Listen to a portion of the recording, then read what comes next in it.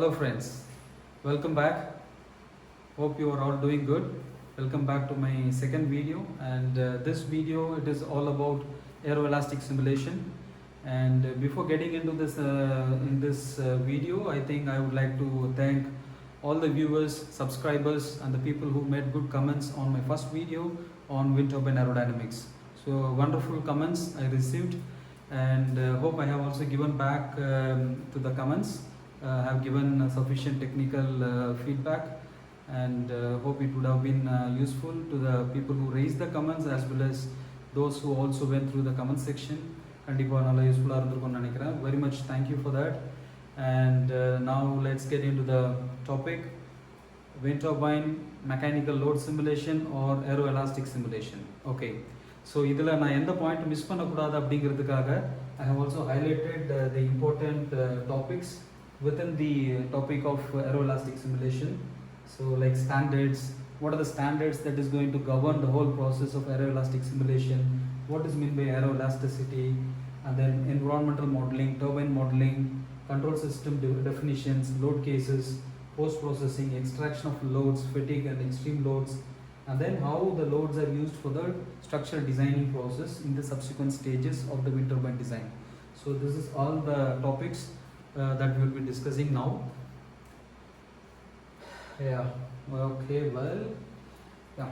So let's have this. This is a scale model of a wind turbine, and this is the foundation, and here you have the tower, and then you have nacelle, and this is the generator, and then you have hub and the blades. So this is a gearless turbine, therefore you have the generator here, but normally in a gear turbine you have generator also sitting inside the nacelle housing. So that's something you have to understand for yourself.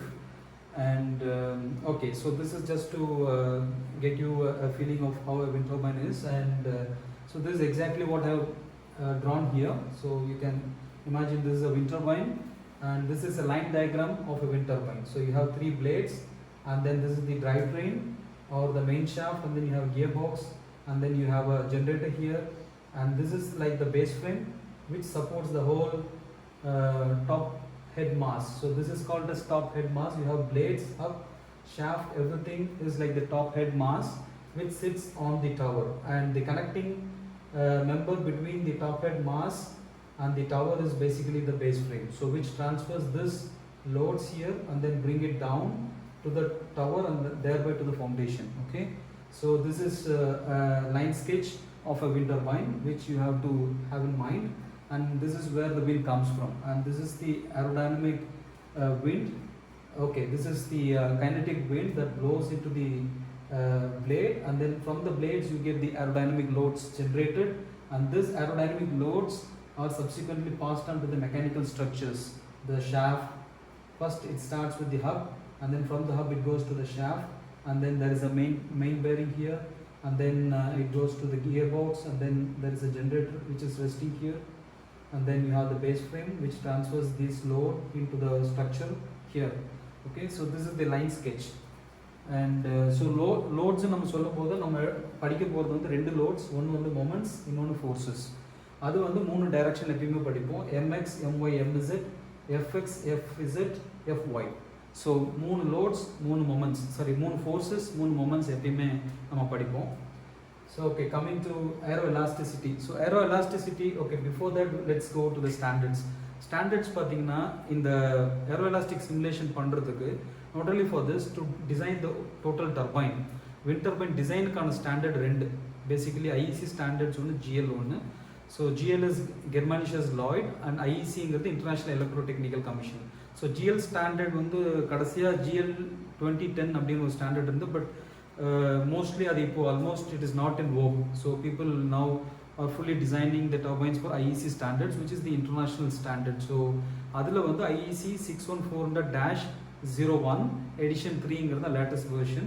So அதில் வந்து design requirements of a wind turbine, ஒரு wind turbine design பண்ணணும்னா அதுக்கு என்னென்ன ஆஸ்பெக்ட்ஸை பார்க்கணும், environmental கண்டிஷன்ஸ்லேருந்து ஒரு structure wind turbine design பண்ணும்போது ஒவ்வொரு காம்பனண்ட், பிளேட்னா அதுக்கு என்ன சேஃப்டி ஃபேக்டர்ஸ் கன்சிடர் பண்ணணும், டவருக்கு என்ன பண்ணணும், ஷாஃப்ட்க்கு என்ன பண்ணணும், ஃபவுண்டேஷன் டிசைன் எப்படி பண்ணணும். So total designing of a turbine, what methods to be followed, what are the safety aspects to be taken care, இது எல்லாமே அந்த ஸ்டாண்டர்ட்ஸில் சொல்லியிருக்காங்க. So that is the standard which is going to govern this process of aeroelastic calculations also. So aeroelastic calculationங்கிறது first step in the wind turbine design. But அதுக்கப்புறம் வந்து component level designing இருக்குது, அதுக்கப்புறம் வந்து 2D ஸ்கெட்ச் பண்ணுவாங்க. So அதுக்கப்புறம் manufacturing ப்ராசஸ்க்கு ஆன drawings ready பண்ணுவாங்க. அதெல்லாம் பின்னாடி வர process. First it starts with the load calculation தான். ஸோ இதில் என்ன பண்ணுறோன்னா, நம்ம ஃபஸ்ட்டு வந்து ஆஸ் எ டிசைனர் வந்து நமக்கு ஒரு ஐடியா வேணும். எதுக்கு ஐடியா வேணும்னா, எந்த இடத்துக்கு நம்ம இந்த டர்பைனை டிசைன் பண்ணி போட போகிறோம். ஸோ ஏன்னா ஐஇசியில் வந்து சொல்லியிருப்பாங்க class A, class 2, class 3 and also class S, இப்படி 4 விதமாக விண்ட் கண்டிஷன்ஸை பிரிச்சிருப்பாங்க. ஸோ நீங்கள் வந்து ஒரு ஹை விண்ட் லொக்கேஷனில் வந்து லோ விண்டுக்கு டிசைன் பண்ண ஒரு டர்பைனை கொண்டு போய் போட முடியாது. இப்போ ஒரு அதே மாதிரி ஹை விண்டுக்கான டிசைன் பண்ண வண்டியை நீங்கள் லோ விண்டில் வந்து போடவும் முடியாது. So this is how you can imagine. நீங்கள் பார்த்தீங்கன்னா இப்போ வந்து ஒரு எஸ்யூவி இருக்குது, ஒரு ஜீப் மாதிரி ஒரு வண்டி இருக்குது, 4x4 வீல் டிரைவ் எடுத்துகிட்டு நீங்கள் வந்து நார்மல் பிளெயின் டெரெயினில் போகிறது வந்து அதிகபட்ச செலவு. You have invested more for a vehicle அப்படிங்கிற மாதிரி இருக்கும். அதுக்கு ஒரு நார்மல் செடானே போதுமா இருக்கும். But if you want to climb a hilly terrain, அங்கே வந்து you really need a 4x4 vehicle, not a 2 wheel drive or not a normal sedan. So இந்த மாதிரி ஒவ்வொரு விண்ட் கண்டிஷனுக்கு ஒவ்வொரு மாதிரியான டர்பைனை நம்ம டிசைன் பண்ணோம். அதுக்கு தான் class A, class 2 and class 3ன்னு சொல்லுவாங்க. And also class S, extreme conditions. இதில் டிஃபைன் பண்ணப்படாத ஒரு எக்ஸ்ட்ரீம் கண்டிஷனுக்கு பண்ணலாம். இதில் டிசைன் பண்ணப்படாத ரொம்ப ரொம்ப லோ விண்ட் கண்டிஷன் கூட நீங்கள் டிசைன் பண்ணலாம் wind turbine. As a designer you have all the rights to design any wind turbine for any wind class. So அதனால தான் கிளாஸ் எஸ்ன்னு ஒன்று கொடுத்துருப்பாங்க. ஸோ அப்போ கிளாஸ் 1ன்னா என்னென்னா, அது வந்து ஆனுவல் ஆவரேஜ் விண்ட் கண்டிஷன். ஒவ்வொரு சைட்டுக்குமே, இந்த பூமியில் இருக்கிற ஒவ்வொரு இடத்துக்குமே அந்த விண்டை டிஃபைன் பண்ணுறது எப்படி பண்ணுவாங்கன்னா, இன்டர்மிட்டண்ட்டாக வர விண்ட் ஸ்பீடு வச்சு சொல்ல மாட்டாங்க. அந்த டோட்டல் வருஷத்தில் எவ்வளோ விண்ட் வந்துச்சோ அதனுடைய ஆனுவல் ஆவரேஜ் எடுப்பாங்க. So annual average wind speed அதை வச்சு தான் அந்த சைட்டை வந்து கிளாஸிஃபை பண்ணுவாங்க. So any site that has a annual average wind speed of more than 10.5 அப்படின்றத அது வந்து கிளாஸ் 1 சொல்லலாம்.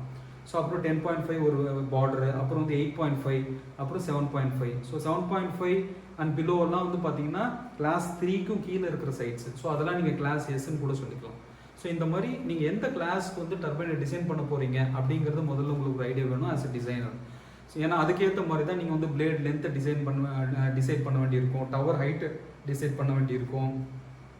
ஸோ இந்த மாதிரி you have to make lot of assumptions before you arrive at your concept sketch of your wind turbine. உங்கள் டர்பைனை பற்றின ஒரு concept, 3 blade உள்ள ஒரு டர்பைன், இவ்வளோ பிளேட் லென்த் வச்சுக்கிறேன், இவ்வளோ டவர் ஹைட் வச்சுக்கிறேன், அதே மாதிரி என்ன மெகாவாட், 2 மெகாவாட்டா 3 மெகாவாட்டா, இந்த மாதிரி எல்லாம் you have to first have a concept in mind which is called concept sketch. அதுக்கப்புறம் அந்த ஸ்கெட்சுக்கு வந்து ஒரு நம்பர்ஸ் கொடுப்பாங்க. ஸோ லென்த்து, அப்புறம் வந்து டவர் ஹைட்டு, டைமென்ஷன்ஸ் இதெல்லாம் கொடுக்க போகிறோம். So that is all what we are going to see in turbine modeling. So அது வந்து அந்த இடத்துல பார்க்க போகிறோம். ஸோ அப்போது this is how a designer should have a concept in mind. எப்படி வந்து நம்ம எந்த கிளாஸ்க்கு வந்து டர்பைனை டிசைன் பண்ண போகிறோங்கிறத ஃபஸ்ட்டு டிசைட் பண்ணிடுறாரு. And that is again driven by the standard, IEC standard படி. ஸோ இதுக்கப்புறம் வந்து he also looks at the market scenario. மார்க்கெட்டில் வந்து இன்றைக்கி 2 மெகாவாட் டர்பைன்ஸ்னால், இப்போ நானும் 2 மெகாவாட் தான் டிசைன் பண்ண போகிறேன்னா 2 மெகாவாட் ரேஞ்சில் உள்ள டர்பைன்ஸ்லாம் இன்றைக்கி என்ன பிளேட் லென்த்தில் இருக்குது. ஸோ நம்ம வந்து we have to design a blade which is equal to that length or more than that. So அந்த மாதிரியான ஐடியா. அதே மாதிரி tower height. So what other people are using, is it steel tubular டவரா, இல்லை concrete டவரா, இல்லை lattice டவரா, இல்லை நம்ம specific சைட்டுக்கு வந்து if it is a hilly terrain அங்கே வந்து டியூப்லர் டவர்ஸ் எடுத்துகிட்டு போகிறது கஷ்டம். So I will go for a lattice tower, அந்த டிரான்ஸ்மிஷன் டவர் மாதிரி நான் டிசைன் பண்ணிக்கிறேன். So all this you should have in mind at the stage of concept readiness. So அதுக்கப்புறம் வந்து we have to go into the stage of turbine modeling. So அந்த turbine மாடலிங்கில் தான் இப்போ நம்ம மனசுக்குள்ளே வடிவமைச்ச இந்த கான்செப்ட் டர்பைனுக்கு நம்பர்ஸ் கொடுக்கணும். பிளேட் லென்த்லேருந்து, அந்த பிளேட் லென்த்து நான் ஒரு வாரத்தில் சொல்கிறேன், பட் பிளேட் மாடலிங்கே வந்து ஒரு பெரிய டாஸ்க்கு. ஸோ பிளேட் ரூட்லேருந்து பிளேடோட டிப் வரைக்கும் நிறைய ஏர்ஃபாயில்ஸ் இருக்கும். அந்த ஏர்ஃபாயில்ஸை டிஃபைன் பண்ணணும். அப்புறம் பிட்வீன் த ஏர்ஃபாயில்ஸ் வந்து எப்படி அந்த டிரான்சிஷன் இருக்குது. அப்புறம் வந்து from ரூட்லேருந்து tip of the blade வரைக்கும் every 1 meter வந்து you have to define the system, define the computer that what is the stiffness matrix, அதனுடைய edgewise stiffness எப்படி இருக்குது, flapwise stiffness எப்படி இருக்குங்கிறது ஒவ்வொரு 1 மீட்டருக்கும் நீங்கள் சொல்லணும். ஸோ அந்த மாதிரி டீடைல்டு மாடலிங் நீங்கள் பண்ணணும். So it is not just giving the length of the blade, it is more details. So நான் சொல்கிறதுக்காக லென்த்துன்னு சொல்கிறேன், but inside it needs lot of information. So every 1 meter section you have to give all this, and this goes as a table into the software or the load calculation tool. So இந்த மாதிரி பிளேடுக்கு அப்புறம் வந்து ஹப்புன்னு எடுத்துட்டிங்கன்னா ஹப்போட diameter. So ஹப்போட diameter அதுக்கப்புறம் வந்து so இந்த plate பார்த்தீங்கன்னா ஹப்பில் இருந்து என்ன கோனிங்கில் இருக்குது. ஸோ நார்மலாக இதுதான் ஹப் அப்படின்னு பார்த்தீங்கன்னா இந்த பிளேட் வந்து ஒரு கோனிங்கில் இருக்கும், இப்படி ஃப்ளாட்டாக இருக்காது. So it will have a cone, it will have a cone like this or a cone like this. So இது நார்மலாக வந்து கோன் இப்படி தான் வைப்பாங்க. ஸோ இந்த கோன் எதுக்காக அப்படின்னா ஸோ இப்படி டவர்லேருந்து பிளேடை வந்து you have to take it away. So this is the coning here. So இந்த கோனிங் வந்து it will help to take the tip of the blade away from the tower. So you should always have the tip tower clearance வந்து sufficient இருக்கும். As per the standard says machine stand still இப்படி இருக்கும் பொழுது என்ன இந்த clearance இருக்குமோ, so during a very high wind conditionல அது சுத்தும் பொழுது கூட at any point of time the distance between the tip and the tower even at a very high wind speed, so அதில் பார்த்தீங்கன்னா it should be 1/3 of what it had the static clearance while the blade is stand still. So அந்த criteria நீங்கள் always you have to meet it. So அதை எப்படி கொண்டு வர முடியும் அப்படின்னா the possible ways are to bring coning into the blade, and then the other way is to have a tilt in the shaft இருக்குல்ல, இந்த ஷாஃப்டோட angle வந்து இப்படி கொஞ்சம் தூக்கி வைப்பாங்க, டில்ட் வைப்பாங்க. So by giving a tilt and also by giving a cone you can always have the blades away from the tower. So this is one of the very important criteria. Tip tower distance வந்து ரொம்ப design driving factor. ஒரு டிசைனை ready பண்ணும் பொழுது ஏன்னா அதை base பண்ணி தான் உங்களோட blade length. Longer the blade, so நீங்கள் நினைப்பீங்க நான் ஹையர் லாங் பிளேட்ஸ் போட்டேன் அப்படின்னா ஹாஃப் ரோ ஏவி கியூபில் I will harvest more wind power நினைப்பீங்க. பட் ஹேவிங் மோர் லாங் லென்த்தில் பார்த்தீங்கன்னா you will always have a tendency of the blade touching the tower. So அப்போ then so you have a limitation. So this is one of the factor which I would like to explain you. So turbine modeling. So we saw about பிளேட்ஸ்க்கு எப்படி number கொடுக்குறோம், அதுக்கப்புறம் cone angle, tilt angle, அப்புறம் இந்த ஷாஃப்டோட diameter, அப்புறமா வந்து இங்கே bearings இருக்கும். ஸோ பேரிங்கோட ப்ராப்பர்ட்டிஸ், அதனுடைய ஷாஃப்ட்னு பார்த்தீங்கன்னா ஷாஃப்டோட மெட்டீரியல் ப்ராப்பர்ட்டிஸ், அதுக்கப்புறம் இந்த பேஸ் ஃப்ரேம். ஸோ பேஸ் ஃப்ரேமில் அகெயின் அதனுடைய மெக்கானிக்கல் ப்ராப்பர்ட்டிஸ் என்ன, அதனுடைய எலாஸ்டிசிட்டி என்ன, யங்ஸ் மாடல்ஸ் என்ன, ஸோ பாய்சன் ரேஷியோ அதெல்லாம் கொடுத்துருவோம். And also weights, more importantly பிளேடோட வெயிட்டு, அப்புறம் நெசல் பார்த்தீங்கன்னா டோட்டல் நெசலோட வெயிட்டு, அண்ட் தென் அதுக்குள்ளார கியர் பாக்ஸோட வெயிட், கியர் பாக்ஸோட ratio, generator properties. So generator வந்து எவ்வளோ மெக்கானிக்கல் லோடு ரொட்டேஷனல் பவர் உள்ளே போச்சுன்னா என்ன எலக்ட்ரிக்கல் வரும், ஸோ அதோட லாஸஸ் என்ன, ஸோ அது வந்து ஒரு லுக்அப் டேபிளில் கொடுக்கணும். ஸோ அது எல்லாமே ஜென்ரேட்டர் கொடுத்துருவோம். ஸோ அதுக்கப்புறம் வந்து டவர் மாடல் பண்ணுவோம். ஸோ டவரும் பார்த்தீங்கன்னா டவரோட டாப்பில் வந்து அதனுடைய டயமீட்டர் என்ன, டவர் பாட்டமில் என்ன டயமீட்டர் இருக்குது, so what is the every other tower எப்படி பிளேடு எவ்ரி 1 மீட்டர் செக்ஷனுக்கு வந்து டிஃபைன் பண்ணுவோம், அதே மாதிரி தான் டவரும் எவ்ரி 1 மீட்டர் செக்ஷனுக்கு வந்து you can define what is the inner diameter, what is the outer diameter, what is the thickness of the sheet. அப்புறம் வந்து டவரில் வந்து 4-5 செக்ஷன் நார்மலாக பண்ணுவாங்க. ஒரு 100 மீட்டர் டவர் பார்த்தீங்கன்னா எவ்ரி 25 மீட்டர்ஸ்க்கு வந்து ஒரு ஃப்ளாஞ்ச் இருக்கும், உள்ளே வந்து ஒரு ரெஸ்டிங் பிளாட்ஃபார்ம்லாம் இருக்கும். ஸோ இது எல்லாமும் நீங்கள் வந்து பாயிண்ட் லோட்ஸாக வந்து கொடுத்துருவாங்க. ஸோ டவரையும் டிசைன் பண்ணியிருப்பாங்க. ஸோ இந்த மாதிரி எல்லா காம்பனண்ட்டுக்குமே நம்பர் வடிவத்தில் இன்புட்ஸ் கொடுத்து அதை வந்து கம்ப்யூட்டருக்கு வந்து ஒரு நியூமரிக்கல் ஃபார்மில் this is going to be my turbine அப்படின்னு சொல்கிறது தான் இந்த டர்பைன் மாடலிங். ஸோ இந்த ப்ராசஸ். ஸோ அதுக்கப்புறம் before that environmental modelling. So environmental modelling என்னென்னா, இப்போ நீங்கள் டிசைன் பண்ண நம்பர்ஸாக கொடுத்த நம்பர்ஸில் க்ரியேட் பண்ணி இந்த டர்பைன் மேலே அப்ளை பண்ண போகிற என்விரான்மெண்டல் கண்டிஷன். ஸோ அதில் தான் மெயினாக வந்து விண்ட் ஸ்பீட், அப்புறம் விண்டோட turbulence. So what is the turbulence intensity, நீங்கள் எந்த சைட்டுக்கு போட போகிறீங்களோ அந்த சைட்டிலோட டர்புலன்ஸ் இன்டென்சிட்டி எடுத்துக்கலாம். ஸோ அந்த டர்புலன்ஸ் இன்டென்சிட்டி அந்த பர்டிகுலர் விண்ட் கண்டிஷன்ஸ் வந்து இது மேலே ஆட் பண்ண வைப்போம்.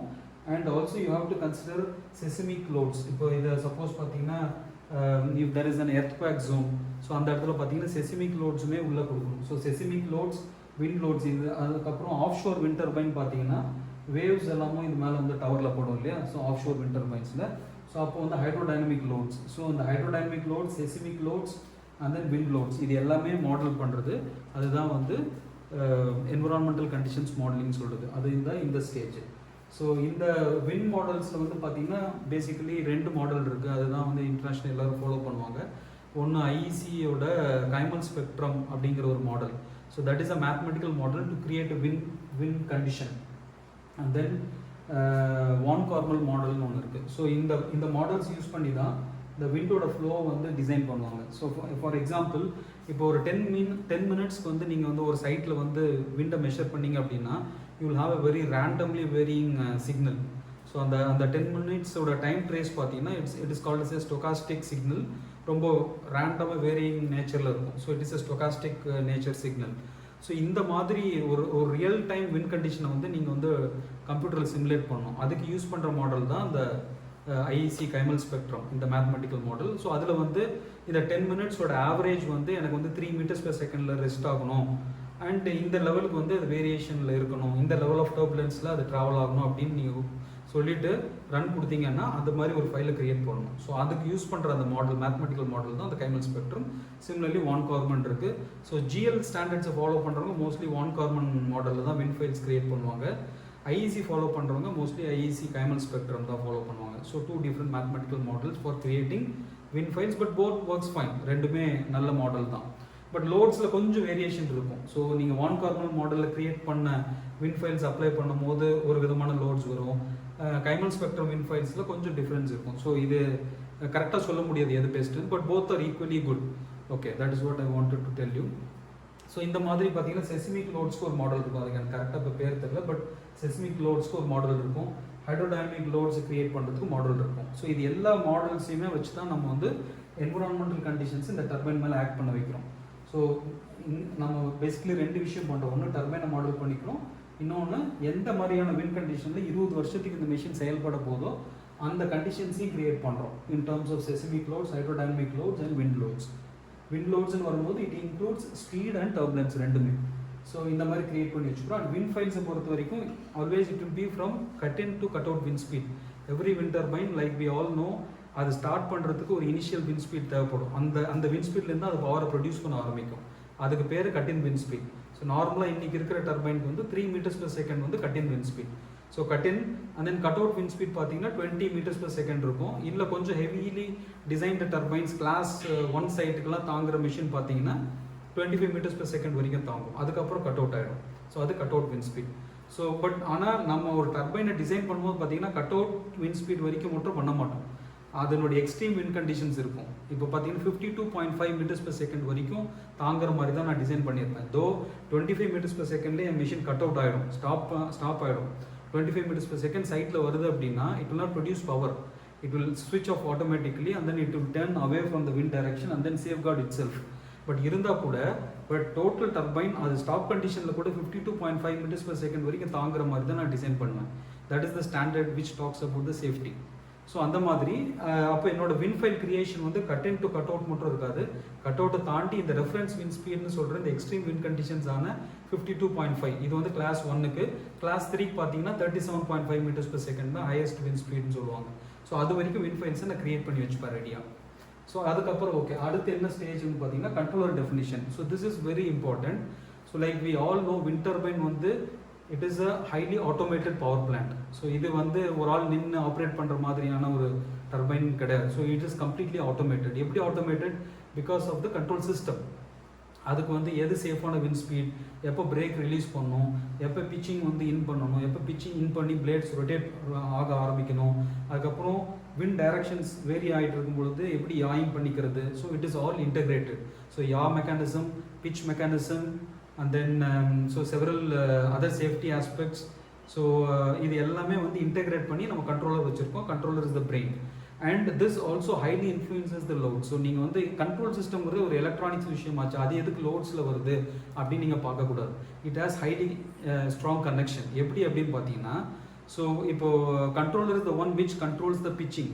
ஸோ பிளேடு வந்து எப்போ பிச் இன் ஆகணும், எப்போ பிச் அவுட் ஆகணும், ஸோ பவரை ரெகுலேட் பண்ணுறது எல்லாமே வந்து பிச்சிங் தான். அதே மாதிரி மிஷினை வின் டைரக்ஷனுக்குள்ளே திருப்புறதும் வந்து பார்த்தீங்கன்னா யாய் மெக்கானிசம். இது எல்லாமே கண்ட்ரோலர் செய்கிற வேலை. ஸோ இந்த மாதிரி நிறைய வேலை செய்யுது. பட் ஒரு எக்ஸாம்பிளுக்கு அட்லீஸ்ட் நீங்கள் பிச்சிங் அண்ட் யாயிங் மட்டும் வச்சுக்கோங்களேன். So yawing is turning the complete top head mass. Top head mass மட்டும் பார்த்தீங்கன்னா 3 பிளேடோட வெயிட்டே பார்த்தீங்கன்னா ஒரு பிளேடு ஒரு 2 மெகாவாட் பிளேட்லாம் பார்த்தீங்கன்னா க்ளோஸ் டு 9 tons 10 tons இருக்கும். ஸோ 3 பிளேடோட வெயிட்டை 30 ton. Hub which connects all the 3 blades அது ஒரு 20 டன் வரும். ஸோ இது மட்டும் பார்த்தீங்கன்னா ஒரு 50 டன்.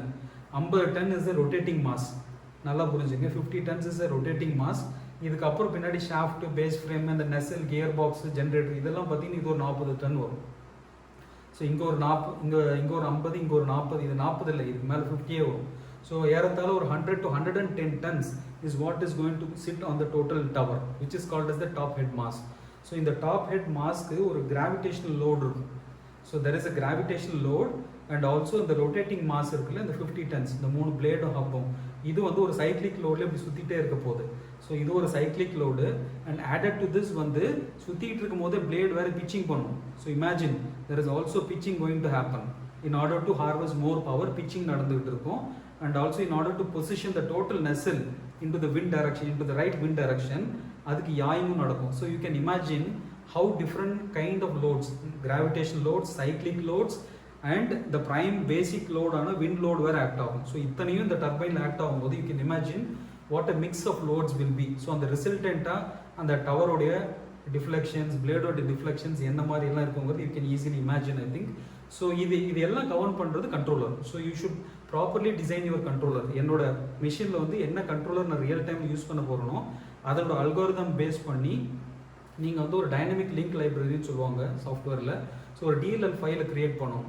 அந்த ஃபைல் தான் இந்த பிரெயினையே இந்த what the control system is going to be in reality, அதனுடைய ஃப்ளோ சார்ட், அந்த அல்காரிதம் எல்லாமே எழுதி அந்த ஸ்கிரிப்டை ரெடி பண்ணி this is how it is going to பிங்கிறது வந்து இந்த நியூமெரிக்கல் மாடல் இந்த சாஃப்ட்வேருக்கு வந்து சொல்கிறது இந்த கண்ட்ரோல் சிஸ்டம் டெஃபினிஷனில் தான்.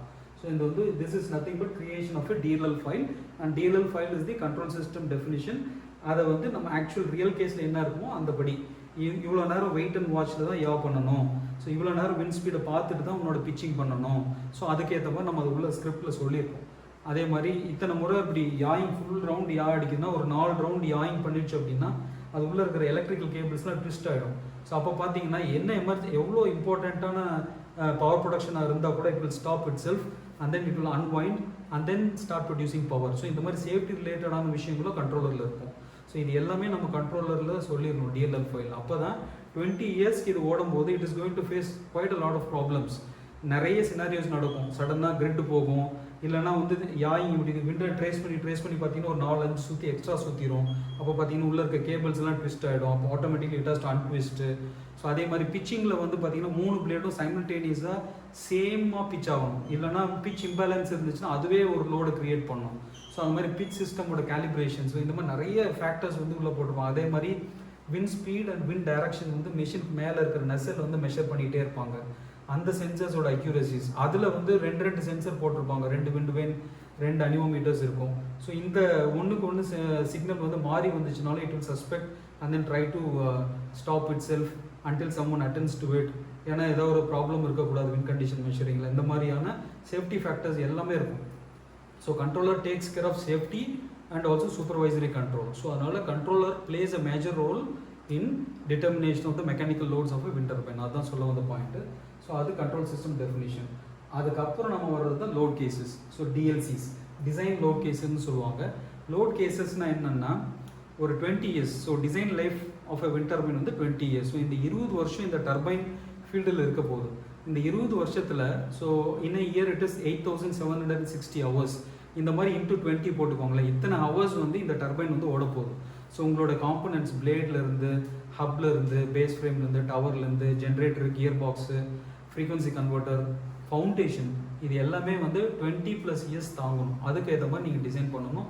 அதுக்கேற்ற மாதிரி மெட்டீரியல் திக்னஸ் போடணும். அதுக்கேற்ற மாதிரி மெட்டீரியல் செலெக்ஷன் இருக்கணும். அதே மாதிரி டவர்னு பார்த்தீங்கன்னா கரோஷன் ப்ரொடெக்ஷன் இது எல்லாமே இருக்குது. ஸோ இது எல்லாமே 20 இயர்ஸ் தாங்கணும். இப்போ இந்த 20 இயர்ஸில் வந்து என்ன மாதிரியான லோட்ஸ் எல்லாம் அதை அண்டர்கோ பண்ண போகுது. 20 இயர்ஸும் வந்து கான்ஸ்டண்ட்டாக பவர் ப்ரொடக்ஷனில் மட்டும் இருக்க போகிறதில்ல. சடனாக வந்து பவர் போகும், கிரிட் ஃபெயில் ஆகும், சடனாக மிஷின் ஆஃப் ஆக வேண்டியிருக்கும், அப்புறம் திடீர்னு ஸ்டார்ட் ஆகும். இப்போல்லாம் பார்த்தீங்கன்னா இந்தியன் கிரிட் வந்து கொஞ்சம் ஸ்டேபிளாக இருக்குது. ஏர்லியர் டைம்ஸ்லாம் பார்த்தீங்கன்னா ஒரு நாளைக்கு ஒரு 5-6 டைம் வந்து கிரிட் ஃபெயில் ஆகும். ஸோ அப்போ ஒரு நாளைக்கே ஒரு 5 முறை 6 முறை வந்து சடனாக வந்து மிஷின் வந்து ஸ்டாப் ஆகுது. சுற்றிட்டு இருக்கிற மிஷின் வந்து விண்ட் இருந்தால் கூட கிரிட்லேருந்து நீங்கள் பவரை சக் பண்ணலன்னா மிஷின் ஆஃப் ஆகிடும் ஆட்டோமேட்டிக்காக. அப்போ பார்த்தீங்கன்னா சடனாக ஸ்விட்ச் ஆஃப் ஆகும். ஸோ அந்த மாதிரி சடன் லோட்ஸ் அதெல்லாம் பார்த்தீங்கன்னா ஒரு எக்ஸ்ட்ரீம் லோட்ஸ் இன்டியூஸ் பண்ணும் காம்பனன்ட்ஸில். ஸோ அந்த மாதிரி ஒரு நாளைக்கு வந்து 5 முறை 6 முறை ஆஃப் ஆச்சுன்னா you can imagine in year how many shutdowns you have because of the grid failure. So அந்த மாதிரி 20 இயர்ஸ்க்கு எவ்வளோ இருக்கும். இதெல்லாம் வந்து இம்பாக்ட் லோட்ஸ், சடன் லோட்ஸ் வந்து போய் அடிக்கிற மாதிரி.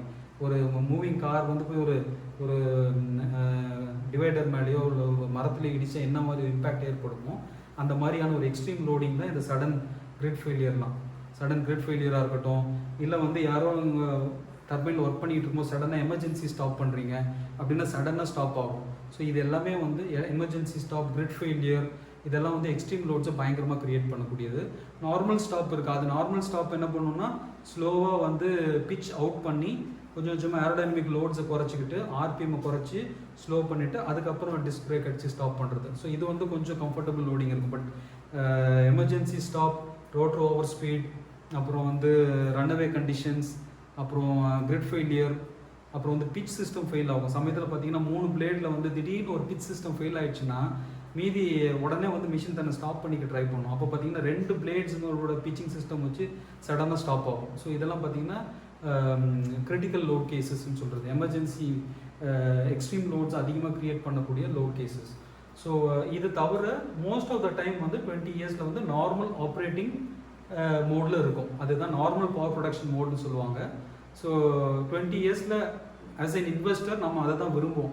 20 வருஷத்துக்கு நிற்கவே கூடாது, போட்ட காசு எடுக்கணும், ஓடிக்கிட்டே இருக்கணும்னு நினைப்போம். அதுதான் வந்து normal power production loading. But அந்த மாதிரி இருக்க போகிறதில்ல. நார்மல் பவர் ப்ரொடக்ஷன் லோடிங் வந்து ஒரு 80% ஆஃப் த டோட்டல் ஹவர்ஸில் இருக்கும். மீதியெல்லாம் பார்த்தீங்கன்னா பிரேக் டவுன் இருக்கும், மெயின்டெனன்ஸ் இருக்கும், அப்புறம் ஸ்டாப்பேஜஸ் இருக்கும், அப்புறம் ஐட்லிங் இருக்கும். விண்ட் இல்லாமல் ஐட்லிங்கில் இருக்கும், அப்புறமா வந்து பார்க்டு கண்டிஷன்ஸ் இருக்கும். ஸோ இந்த மாதிரி இதெல்லாம் தான் லோட் கேசஸ்னால் are the scenario at which your turbine is going to be during the 20 years lifetime. So இதை வந்து நம்ம சிமுலேட் பண்ணுறோம். So using the wind files that we have created and using the mathematical model of the turbine நம்ம இந்த 20 வருஷத்தை வந்து simulate பண்ணுறோம். 20 வருஷத்தில் வந்து இத்தனை மணி நேரம் வந்து பவர் ப்ரொடக்ஷன் மோடில் இருக்குது, இத்தனை வந்து கிரிட் ஷட் டவுன்ஸ் நடக்குது, இத்தனை வந்து எமர்ஜென்சி ஸ்டாப் ப்ரெஸ் பண்ணுறேன், இத்தனை முறை வந்து ரன்அவே கண்டிஷன்ஸ் போகுது அப்படிங்கிறத நான் டிசைன் பண்ணுறேன். அதுதான் இந்த லோட் கேசஸ். ஸோ இந்த லோட் கேசஸும் வந்து ஐஇசியே சொல்லியிருக்கு. ஐஇசி ஸ்டாண்டர்ட் வந்து இந்தந்த லோட் கேசஸ்லாம் நீங்கள் மினிமம் சிமுலேட் பண்ணணும். You can have more number of load cases as a designer. இப்போ சப்போஸ் நீங்கள் வந்து ஒரு ஐஸ் அதிகமாக இருக்கிற ஒரு வின்டர் கண்ட்ரிக்கு வந்து நீங்கள் டிசைன் பண்ணுறீங்கன்னா அங்கே வந்து அந்த வின்டர் கண்டிஷனுக்கு ஏற்ற மாதிரி நீங்கள் wind loads combined with ice loads எதையா நீங்கள் கம்பைன் பண்ணி கூட நீங்கள் கொடுக்கலாம். So that can be an additional DLC, additional load cases. But bare minimum இந்தந்த லோட் கேசஸ்லாம் பண்ணணும் ஒரு டர்பைனை சேஃபாக டிசைன் பண்ணுறதுக்கு நான் ஈஸி சொல்லியிருக்கு. அது பார்த்தீங்கன்னா அரௌண்ட் ஒரு 800 லோட் கேசஸ் வரும். இப்போ நான் சொன்ன பவர் ப்ரொடக்ஷன் மோட், அப்புறம் வந்து power production with occurrence of faults, அந்த ஃபால்ட்டு தான் normal stop, emergency stop, grid failure இதெல்லாம். அப்புறம் வந்து ஸ்டாண்ட் ஸ்டில், பார்க்டு, ஐட்லிங், இந்த மாதிரி ப்ராட் லோட் கேசஸ் இருக்குது. இதுக்குள்ளார வந்து சப் டிஎல்சிஸ் வரும். அதெல்லாம் பார்த்தீங்கன்னா இப்போ power production normal power production மோட்னா பார்த்தீங்கன்னா நார்மல் பவர் ப்ரொடக்ஷன் மோடில் 3 மீட்டர்ஸ் per செகண்ட் கொடுத்து ஒரு 10 மினிட்ஸ் மிஷினை ஓட விடுவேன். அப்புறம் 4 மீட்டர்ஸ் per செகண்ட் இன்புட்டாக கொடுத்து அதில் ஒரு 10 மினிட்ஸ் ஓட விடுவேன். இப்படி 25 மீட்டர்ஸ் per செகண்ட். அதுக்கப்புறம் என்னோட வி ரெஃபரன்ஸான 37.5க்கு ஒரு சிமுலேஷன் பண்ணுவேன். ஸோ இதெல்லாம் sub DLCs, normal power production loading அப்படிங்கிற அந்த ப்ராட் டிஎல்சிக்குள்ளே இருக்கிற சப் டிஎல்சி. அந்த மாதிரி ஒவ்வொரு டிஎல்சிலும் சப் டிஎல்சிஸ் இருக்குது. டோட்டலாக பார்த்தீங்கன்னா ஒரு 800 லோட் கேசஸ். ஸோ இத்தனை லோட் கேசஸ்க்கு வந்து நம்ம இந்த டர்பைனை சிமுலேட் பண்ணி பார்க்குறோம். அந்த 20 இயர்ஸ் அது ஓடிச்சுன்னா அதில் வந்து அந்த காம்பனன்ட்ஸில் என்னென்ன லோடிங் ஆகிருக்கும், பிளேட் ரூட்டில் என்ன லோட் ஆகிருக்கும், டவர் டாப்பில் என்ன இருக்கும், டவரோட பாட்டம் ஃபவுண்டேஷனில் என்னென்ன லோட்ஸ் இருக்கும் அப்படிங்கிறது எல்லாமே நம்ம வந்து இந்த லோட் கேசஸ் ஃபுல் சிமுலேஷன் கொடுத்ததுக்கப்புறம் தெரியும். நார்மலாக இந்த லோட் சிமுலேஷன் பார்த்தீங்கன்னா நல்லா ஹை அண்ட் சிஸ்டம் இருந்தாலே இந்த 800 டிஎல்சி ஓடுறதுக்கு ஒரு 2 டேஸ்லாம் ஆகும். ஸோ அவ்வளோ ப்ராசஸிங் இருக்கும். ஸோ ஏன்னா you are going to create the 20-year operational activity of a turbine. So and with various wind conditions. So இது எல்லாமே சிமுலேட் பண்ணணும். ஸோ 2 days கூட ஆகும். பட் ரொம்ப ஹை எண்ட் இருந்தால் மேபி ஒரு 1 டேல கூட பண்ணலாம். பட் கிரியேஷன் ஆஃப் விண்ட் ஃபைல்ஸே ரொம்ப டைம் எடுக்கும். ஸோ அதுக்கப்புறம் இந்த டிஎல்சிஸ் இது எல்லா சிமுலேஷன்ஸும் ஓடின உடனே நமக்கு தெரியும் blade root which is one of the very critical point. So இந்த பிளேட் ரூட்டில் எவ்வளோ லோட்ஸ் ஆக்ட் ஆகுது. ஸோ 3 பிளேடோட ரூட்டில் வந்து மொமெண்ட்ஸ் எவ்வளோ இருக்குது, ஃபோர்ஸஸ் என்ன இருக்குது. ஃபோர்ஸ் என்ன இருக்குது, மொமெண்ட்னா bending moments. And bending moment always பார்த்தீங்கன்னா as I told மூணு காம்பனன்ட்ஸ் எடுப்போம், எம்எக்ஸ், எம்ஒய், எம்இசட். ஸோ இந்த பிளேடில் பார்த்தீங்கன்னா இங்கே தான் எப்பயுமே லோட் ஜாஸ்தியாக இருக்கும். இதுதான் ரூட் லோட்னு சொல்லுவாங்க. ஈவன் ஒரு எக்ஸாம்பிளுக்கு நீங்கள் இப்படி கை எப்படி நீட்டி பார்த்தீங்கன்னா கூட if you keep your arm like this you will have more pain here இந்த ஜாயிண்ட். பட் த ஃப்ரீ ஹேங்கிங்கில் இருக்க அந்த ஃபிங்கர்ஸ் வந்து வலிக்காது. because so the same thing applies here. So இது வந்து overhanging mass. இந்த இடத்துல வந்து டிஃப்ளெக்ஷன்ஸும் மொமெண்ட்டும் ரொம்ப இருக்காது. டிஃப்ளெக்ஷன்ஸ் இருக்கும் பட் மொமெண்ட் இருக்காது. பட் இங்கே வந்து பார்த்தீங்கன்னா மொமெண்ட் அண்ட் ஃபோர்ஸ் ஜாஸ்தி இருக்கும். ஸோ தட் இஸ் வேர் இந்த கிரிட்டிக்கல் லோட்ஸ் பார்த்தீங்கன்னா இந்த ரூட்டில் இருக்கிற மொமெண்ட்ஸ் தான். ஸோ இந்த லோடு ரொம்ப முக்கியம். இந்த மொமெண்ட்டில் இந்த இடத்துல என்ன லோடு வருதுன்னு தெரிஞ்சால் தான் இந்த இடத்துல இருக்க பிச் மோட்டர் இருக்கு இல்லையா. So that is a mechanism which makes the pitching. So இந்த பிச்சிங் நடக்கிறதுக்கு வந்து பிச் பேரிங்ஸ், பிச் ட்ரைவ் எல்லாமே இருக்குது. இந்த சிஸ்டம் நீங்கள் டிசைன் பண்ணணும்னா you should know what is your root loads going to be. So that is where இந்த மாதிரி மொமெண்ட் இங்கே இருக்கிறது ரொம்ப இம்பார்ட்டன்ட். அதை பேஸ் பண்ணி தான் பிச் சிஸ்டம் டிசைன் பண்ணுவாங்க. And also the hub is designed to some extent based on the root loads. அதுக்கேற்ற மாதிரி கொஞ்சம் ஸ்ட்ரென்தனிங் கொடுப்பாங்க. அண்ட் அடுத்து பார்த்தீங்கன்னா டவர் டாப் லோட்ஸ். ஸோ இந்த டவர் டாப் லோட்ஸும் முக்கியம். டவர் டாப் லோட்ஸ் வச்சுட்டு தான் இந்த டவரோடைய டிசைனிங் இருக்கும். டவர் டாப் லோட்ஸ் அண்ட் டவரோட பாட்டம் லோட்ஸ் பேஸ் பண்ணி தான் ஃபவுண்டேஷன் இருக்கும். ஸோ அண்ட் ஆல்சோ இந்த ரூட் லோட்ஸ் பேஸ் பண்ணி இதுக்குள்ளே இருக்கிற ஷாஃப்ட்டு, ஸோ இந்த base frame, all these are based on the load that comes here the blade root. But இது வந்து இம்பார்ட்டன்ட் லோட் வந்து இந்த இடத்துல இருக்குது. பட் ஆஸ் அ கால்குலேஷனில் வந்து நம்ம எல்லா இடத்துலையுமே மொமெண்ட்ஸ் அண்ட் ஃபோர்ஸஸை எக்ஸ்ட்ராக்ட் பண்ண முடியும். ஸ்டார்டிங் ஃப்ரம் ரூட்லேருந்து டிப் வரைக்கும் எவ்ரி 1 மீட்டர் செக்ஷன் எல்லா இடத்துலையுமே நீங்கள் வந்து மொமெண்ட்ஸ் அண்ட் ஃபோர்ஸஸை எக்ஸ்ட்ராக்ட் பண்ணலாம். ஸோ ஏரோடைனமிக் லோட்ஸ் வந்து எவ்வளோ இருக்குது அப்படிங்கிறது நீங்கள் ஈஸியாக பார்த்துக்கலாம் இந்த கால்குலேஷன் முடிஞ்சதுக்கப்புறம். ஓகே, ஸோ இந்த 20 இயர்ஸ்க்கான சிமுலேஷன் முடிச்சிடுறோம். எல்லா லோட்ஸும் இப்போ ரெடியாக சிஸ்டமில் இருக்குது. ஸோ அதுக்கப்புறம் we go to stage call post processing. Post processing என்ன அப்படின்னா இந்த 20 இயர்ஸ் ஓடினதுனால கிரியேட் ஆன அந்த வழி இருக்குல்ல, அந்த லோட்ஸ் இருக்குல்ல, அது எவ்வளோன்னு எக்ஸ்ட்ராக்ட் பண்ணி பார்க்குறோம். ஸோ அது வந்து பேசிக்கலி 2 விதமாக எக்ஸ்ட்ராக்ட் பண்ணுவாங்க. ஒன்று ஃபெட்டிக் லோட்ஸ், இன்னொன்று எக்ஸ்ட்ரீம் லோட்ஸ். ஸோ ஃபெட்டிக் லோட்ஸ்னாலே த சைக்ளிக் லோட்ஸ், அந்த ஒரு 20 இயர்ஸ் நிற்காமல் ஓடிட்டே இருந்தது இல்லையா. ஸோ அதில் வந்து ஒரு ஆப்ரேஷனல் லோடு இருக்கு இல்லையா, ஒரு ஃபெட்டிக், இந்த பேரே சொல்லுது. So it is ஃபெட்டிக். So which comes in the cyclic loading. So that is the fatigue load, which is also called as operational load. So அது வந்து எவ்வளோ இருக்குது ஒவ்வொரு காம்பனண்ட் ஸ்டேஜ்லேயும் அப்படிங்கிறது ஃபெட்டிக் லோட்ஸில் எக்ஸ்ட்ராக்ட் பண்ணலாம். அண்ட் எக்ஸ்ட்ரீம் லோட்ஸுங்கிறது வந்து இம்பேக்ட் லோட்ஸ். ஸோ இந்த normal power ப்ரொடக்ஷனில் சடனாக வந்து ஒரு கெஸ்ட் வின் ஸ்பீட் வந்ததாக இருக்கட்டும், இல்லை சடனாக எமர்ஜென்சி ஸ்டாப்பில் நின்ன கண்டிஷனாக இருக்கட்டும், இல்லை கிரிட் ஃபெயிலியரில் நின்ன கண்டிஷனாக இருக்கும். ஸோ இந்த மாதிரி power production with occurrence of fault conditions. So those are the load cases where extreme loads have been created. So அந்த மாதிரி எக்ஸ்ட்ரீம் லோட். ஸோ எக்ஸ்ட்ரீம் லோட்ஸும் முக்கியம். நீங்கள் வந்து ஒவ்வொரு காம்பனண்ட் டிசைன் பண்ணும்போது, இப்போது for example base frame design பண்ணுறீங்கன்னா எக்ஸ்ட்ரீம் லோட்ஸும் இம்பார்ட்டன்ட், ஃபெட்டிக் லோட்ஸும் இம்பார்ட்டன்ட். அதை பேஸ் பண்ணி தான் அதனுடைய ஸ்ட்ரென்த்து, அதனோட திக்னஸ், அது எல்லாமே வந்து people will design for. So அதனால whenever mechanical engineers design a component, they always need 2 loads, both fatigue load as well as the extreme loads. So அதை நம்ம போஸ்ட் ப்ராசஸிங்கில் எக்ஸ்ட்ராக்ட் பண்ணிப்போம். And these 2 loads are given to the structural designers. So structural designers யார்? இப்போ plate கூட பார்த்தீங்கன்னா ஒரு component R structure தான் இந்த டோட்டல் டர்பைனில். அப்போ அந்த பிளேட் டிசைனருக்கு வந்து நம்ம இந்த இன்புட் கொடுப்போம். அப்போ நான் இந்த மாதிரி ஒரு டர்பைனை டிசைன் பண்ணியிருக்கேன். இது வந்து 3 megawatt turbine and for so win condition. இந்த கண்டிஷனில் வந்து எனக்கு இந்த மாதிரி ரூட் லோட்ஸ் வந்து இவ்வளோ வந்திருக்கு, டவர் டாப் லோட்ஸ் இவ்வளோ, டவர் பாட்டம் லோட்ஸ் இவ்வளோ, அந்த மாதிரி நம்ம லோட்ஸை கொடுத்துட்றோம். ஸோ இந்த லோட்ஸை கொடுத்ததை பேஸ் பண்ணிட்டு தான் அவங்க வந்து they will strengthen the component. So பிளேடாக இருக்கட்டும், ஷாஃப்டாக இருக்கட்டும், எல்லாமே அந்த காம்பனண்ட் டிசைனிங் வந்து இந்த நம்ம கொடுக்குற இந்த 2 லோட்ஸை பேஸ் பண்ணி தான். ஸோ இதுதான். ஸோ இது ஃபுல்லாக சேர்ந்தது தான் லோட் கேல்குலேஷன்ஸ் ஒரு aeroelastic simulation. And so next stage is the structural designing. So load calculation கரெக்டாக பண்ணிவிட்டு அந்த லோட்ஸை கொடுத்தா தான் ஸ்ட்ரக்சரல் டிசைனர்ஸ் இந்த 3D மாடலிங்லாம் பண்ணிவிட்டு அதுக்கப்புறம் அவங்க இந்த ஸ்ட்ரெஸ் ஸ்ட்ரெயின் அனாலிசிஸ் இதெல்லாம் ஆன்சஸ் மாதிரியான FEA டூலில் பண்ணுவாங்க. So that is the component designing stage. And நார்மலாக பார்த்தீங்கன்னா இந்த ஸ்டேஜ் வந்து விண்ட் டர்பைன் டிசைன் ப்ராசஸில் ஒரு ஐட்ரேட்டிவாக போகும். ஸோ ஃபஸ்ட்டு வந்து டிசைனர் வந்து you will have a rough figures in mind, concept numbers போட்டுட்டு தான் you will have the first simulation. அதை பேஸ் பண்ணி சில லோட்ஸ் வரும் இல்லையா, அந்த லோட்ஸ் கொடுப்பாங்க இங்கே. ஸோ அவங்க அந்த லோட்ஸுக்கு வந்து deflections, stress strain, finite element அனாலிசிஸில் வந்து காம்பனண்ட்டோடைய பிஹேவியர் பார்ப்பாங்க ஆன்சஸில், அந்த ஆன்சஸ் மாதிரியான டூலில். அதை பேஸ் பண்ணி அதில் ஏதாவது ப்ராப்ளம்ஸ் வந்துன்னா then they will again ask the load engineer to do some strengthening. So dimensions மாற்ற சொல்லுவாங்க. இல்லைனா வந்து கண்ட்ரோலர் கூட சமயத்தில் வந்து they will ask to change some control strategy. நீங்கள் லோட்ஸை குறைக்கணும் கூட்டணும் அப்படின்னு you can always play with the controller. So இதெல்லாம் so it is going to be an iterative process between the load calculation team and the structural design team. So இது ஒரு 2-3 round போனதுக்கப்புறம் தான் ஒரு ஆப்டிமைஸ்டாக ஒரு ப்ராடக்டை கொண்டு வர முடியும். So this is all about load calculation, and then இதுக்கப்புறம் வந்து structural designing வரும். So I think we have covered the process of load calculation and in what way it is important. So இதை பார்த்தோம். So without load calculation one cannot do a wind turbine design. So this is the first step in wind turbine design. So I think கொஞ்சம் நிறைய பேசியிருக்கோம், but still I have explained the overall stages involved in the load simulation process. Hope you enjoy பண்ணியிருப்பீங்கன்னு நினைக்கிறேன்.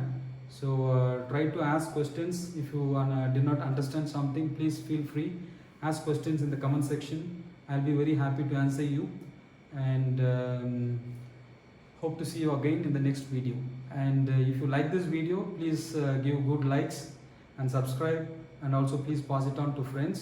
And see you in the next video. Thank you. Bye-bye.